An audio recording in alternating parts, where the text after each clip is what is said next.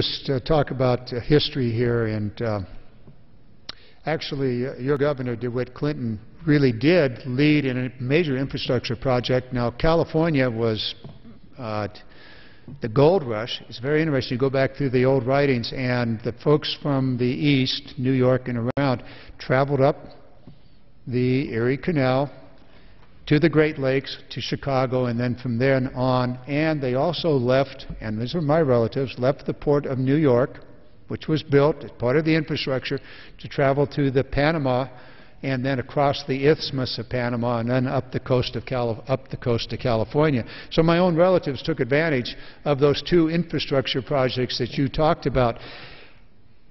However, your governor was building off some of the work of the Founding Fathers.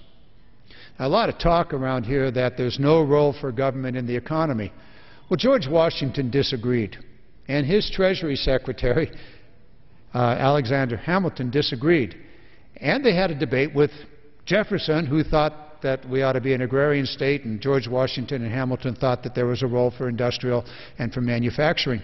And so George Washington, in his very first days as president, told Alexander Hamilton to put together an industrial policy for America. And there were about, I think, 9 points or maybe 12 points in that industrial policy. One of them was build the infrastructure, and specifically said canals and harbors. So this goes back to the very beginning of our country. What the President wanted to do and what us Democrats want to do is to build the infrastructure, the foundation upon which the economy grows. And we can do it. We can pay for it, because every dollar we invest in the infrastructure immediately turns around and develops $1.75 of growth in the economy. So it's not money down a rat hole. It is money that builds the foundation and then expands the economy immediately. It is the very best way to put people back to work immediately, together with education. And you know, the reach that we ought to make to our history, to let it speak to us, the reach we ought to make to the boldness that we embraced in times that preceded us, ought to speak to us, ought to feed our soul, ought to feed our mindset. The courageous steps that we were asked to take, that we took together as a nation, committed to a cause, this is the sort of leadership that I think is required. The President is asking us to respond in very challenging times to these orders of investment.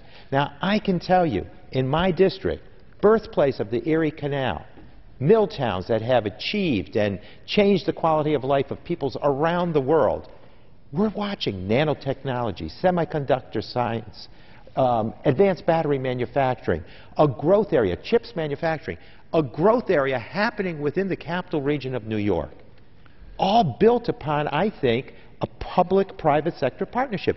Government inserted in a way that provides for the priming of the pump, that goes where you absorb risk, which perhaps the private sector won't take.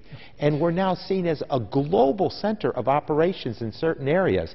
And it's growing and it's expanding. Now is not the time to walk away from that progress. Now is the time to invest in these dreams, these American dreams that people have always seen as the nobleness of the American saga.